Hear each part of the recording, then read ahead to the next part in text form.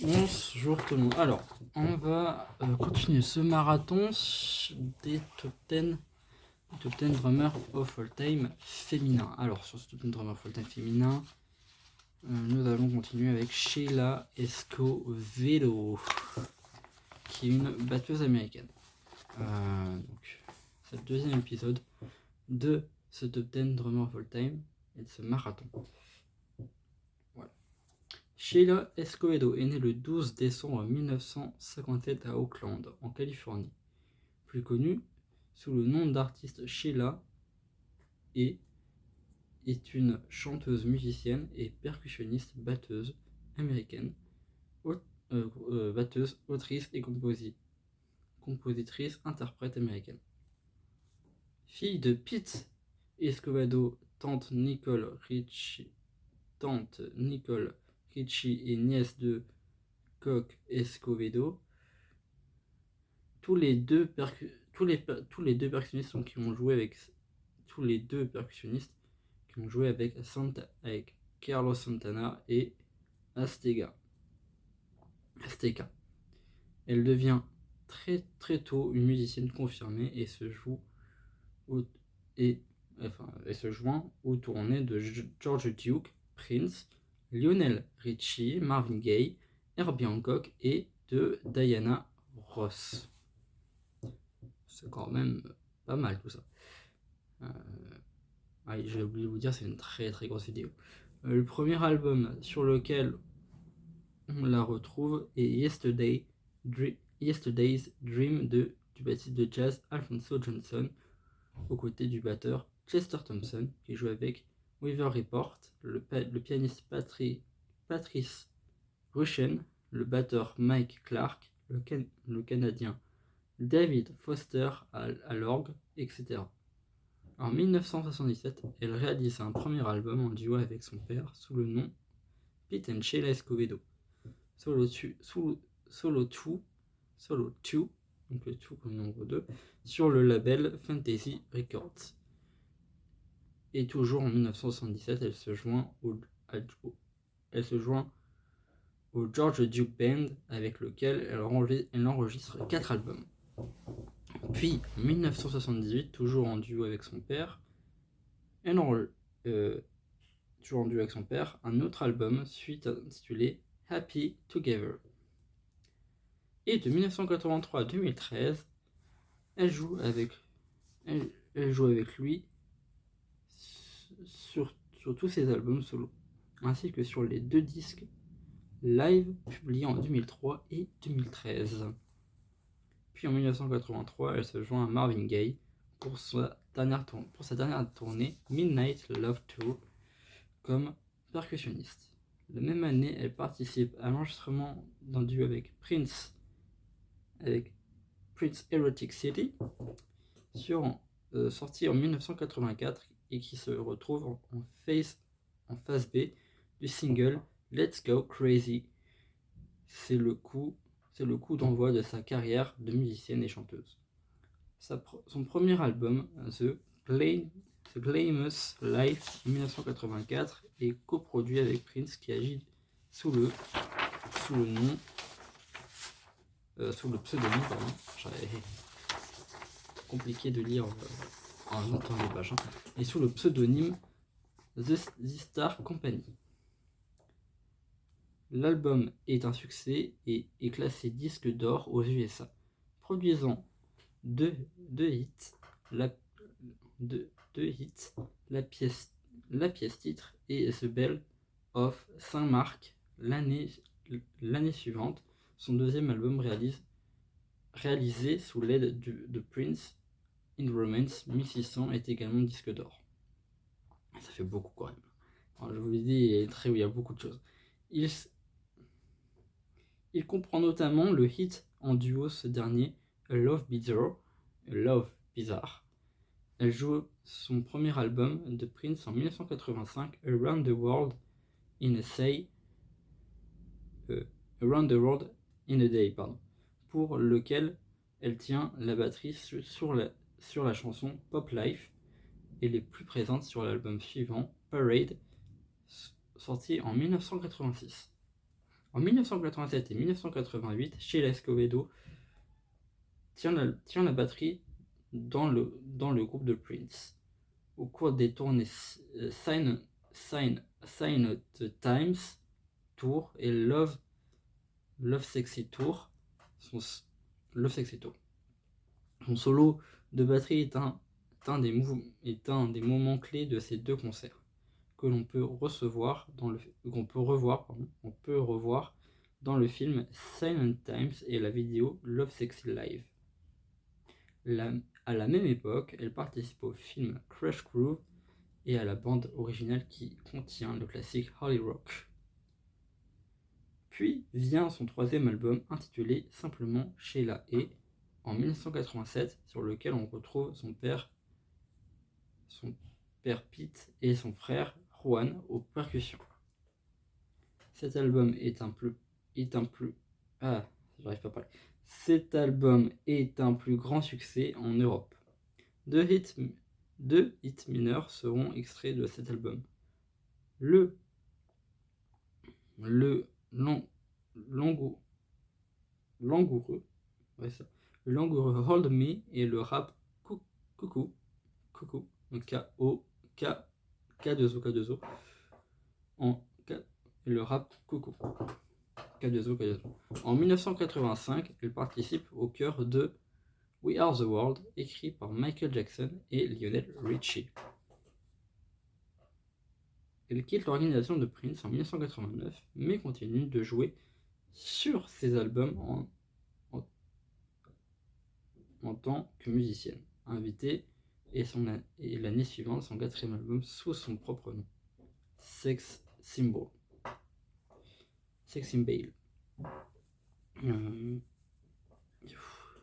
J'arrive pas à tout là, quand même. L'album est un échec commercial, bien que la chanson titre ait rencontré un certain succès.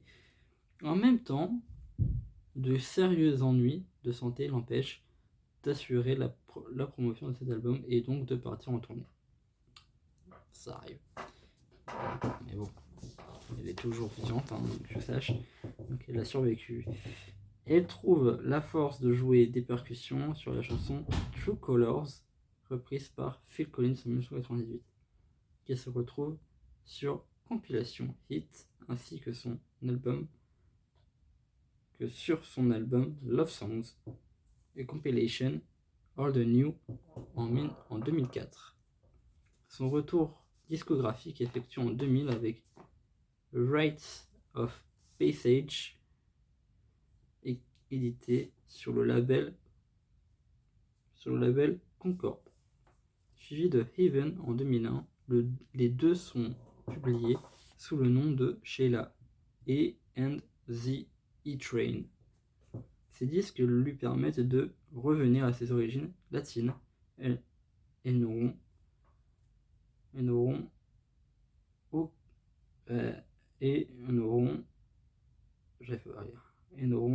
succédé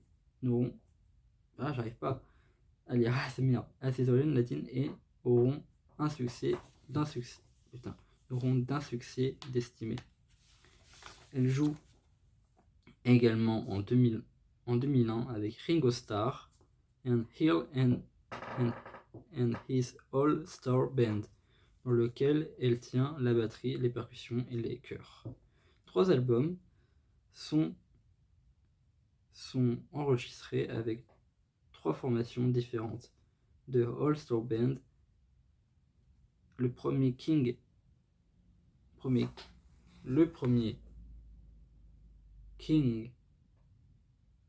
Biscuit Flower, How Ringo and his New All-Star Band. Ouais,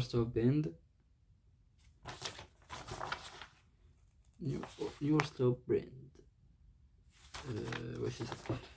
On y retrouve Roger Hodgson, Greg Lake, Howard. On y retrouve Roger Hodgson, Greg Lake, Howard Jones et Ian Hunter. 2 autres albums avec cette formation sortent en 2003 et 2006. Elle participe en 2002 à la tournée One Night Alone, tour de Prince. puis en 2003, elle est dans la cuvée suivante de Ringo All-Star Band pour l'album Tour 2003 qui sort en 2004. Avec entre autres Paul Carrack, John Waite et Colin Hay. Elle joue sur une chanson de l'album Eight Last de Cyndi Lauper, Stay en 2003. Et finalement, elle effectue une dernière tournée avec Ringo pour l'album Ringo Starr and His All-Star Band Live 2006 et qui est publié en 2008. On y retrouve Billy Squier, Edgar Winter, Irish Stewart, Richard Mark et Rod Argent. Et son tout dernier album, Icon, sorti en 2013, déçoit la critique et les fans selon le site Funkadelica. Malgré la présence de Prince sur un titre, Leader of the Band, elle chante aussi avec sa mère, Mams, entre guillemets, Escobedo, sur une petite comptine pour enfants. En 2013, elle est sur la bande sonore du film Man of Steel de Hans Zimmer. Elle y joue la batterie et les percussions. En 2014, elle sort son autobiographie intitulée The Beat of My Own Drum, dans laquelle elle se confie et raconte ses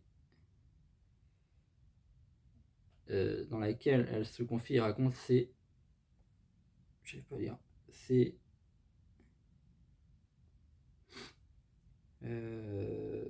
succès et ses échecs. On y apprend qu'elle a été violée à l'âge de 5 ans, un secret qu'elle a gardé longtemps enfui. Elle a fondé avec une amie proche, Lynn Mabry, chanteuse des Brides of Funkerst et Parliament Funkadelic. L'organisme Lil Ange Bunny Foundation qui vient en aide aux enfants agressés sexuellement.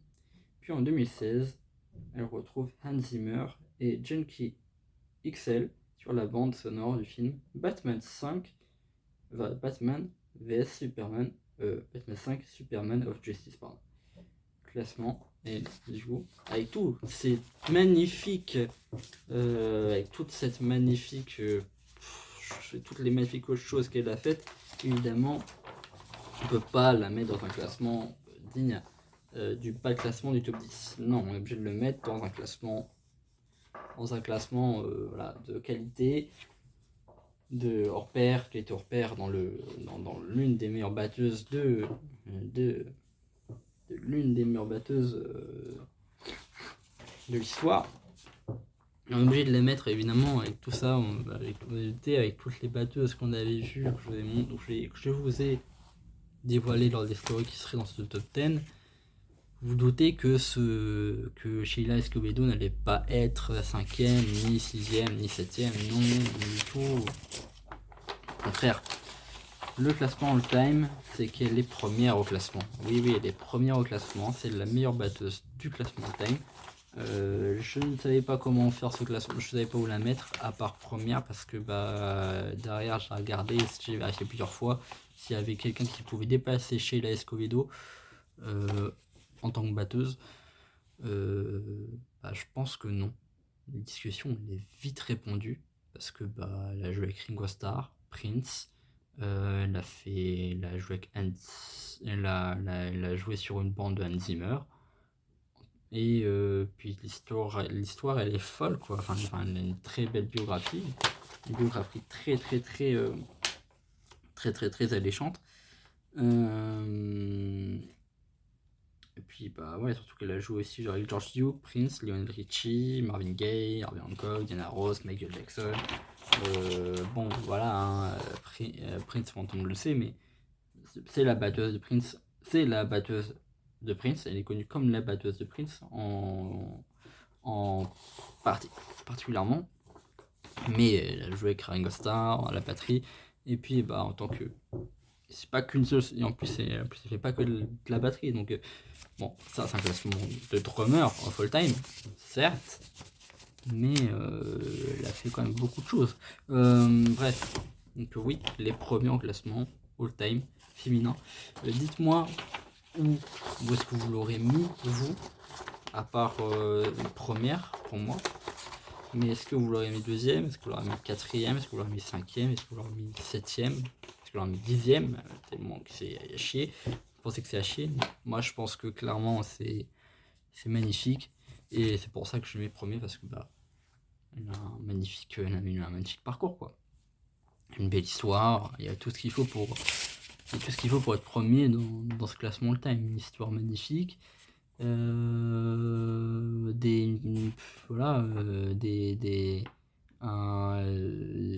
albums hyper connus de sortie, puis surtout un parcours musical important, parce que tellement important que c'est que quasiment c'est que des stars avec qui elle a joué, quoi. Et c'est quand même énorme. Bref, sur ce, je vais vous laisser. Dites-moi en commentaire ou en PV sur Instagram où est-ce que vous aurez mis Sheila Escoe dans votre top 10 de batteuses. Est-ce que vous l'aurez mis même à la même place que moi, ou est-ce que vous l'aurez mis dans une autre place un peu plus bas, ou carrément à chier? Voilà, dites-moi ce que vous en pensez.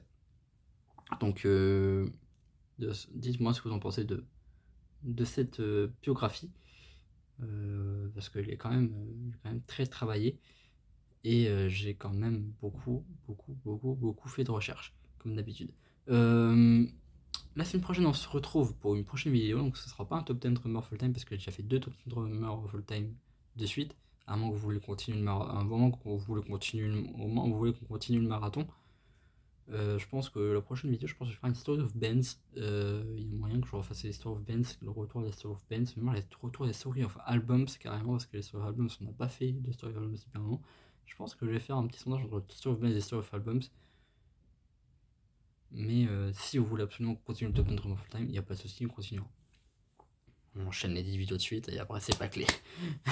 Mais je pense que j'ai clairement, j'ai plein d'autres vidéos préparées, dont un nouveau contenu qui sera prêt, qui sera pas prêt maintenant, mais qui sera prêt dans un petit moment, mais qui sera quand même intéressant à regarder.